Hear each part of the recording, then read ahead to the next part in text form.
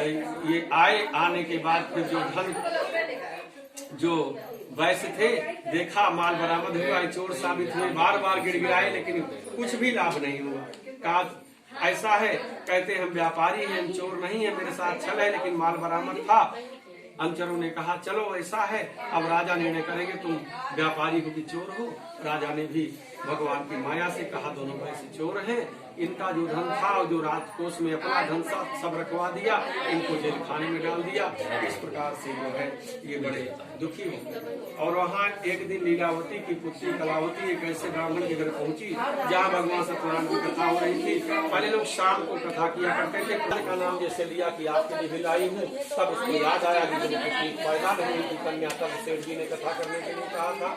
आज इसका विवाह तक हो गया, मेरे कल आप करूंगी, ऐसा उसने संकल्प किया। और फिर क्या था, रात भर नहीं सो पाई, सुबह कथा होने का निर्णय जब कर लिया, शाम की कथा यहाँ कर रही है, वहाँ चंद्रकेतु को सपने में दिखा, हे राजन जो तुमने उन दोनों वैश्यों को जेल खाने में बंद किया है, उनको प्रातःकाल होकर छोड़ दो, नहीं तो सब कुछ राजकाज नष्ट कर दूंगा। राजा साहब कांप गए, दरबार लगा, स्वप्न की बात को रखा और फिर सबने जो भी पुरोहित मंत्री जो दरबारी थे सबने कहा अगर ऐसा दिखाई पड़ा है, सब स्नान करा करके अनेक प्रकार के स्वादिष्ट व्यंजनों से भोजन करा करके नवीन वस्त्र धारण करा के उनके धन को दुगना लगा करके उनको दिया है।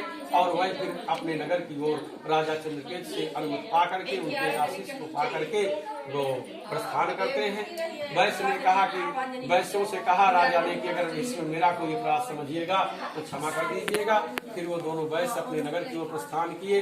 दंडी स्वामी के रूप में भगवान मिले और देखते हैं कि बनिए का कपड़ गया कि नहीं, पूछे नौका में क्या है, कहा भगवान सोचे छल कर दिया, कहा कि मांगेंगे देना पड़ेगा, कहा लता पुत्र है, कहा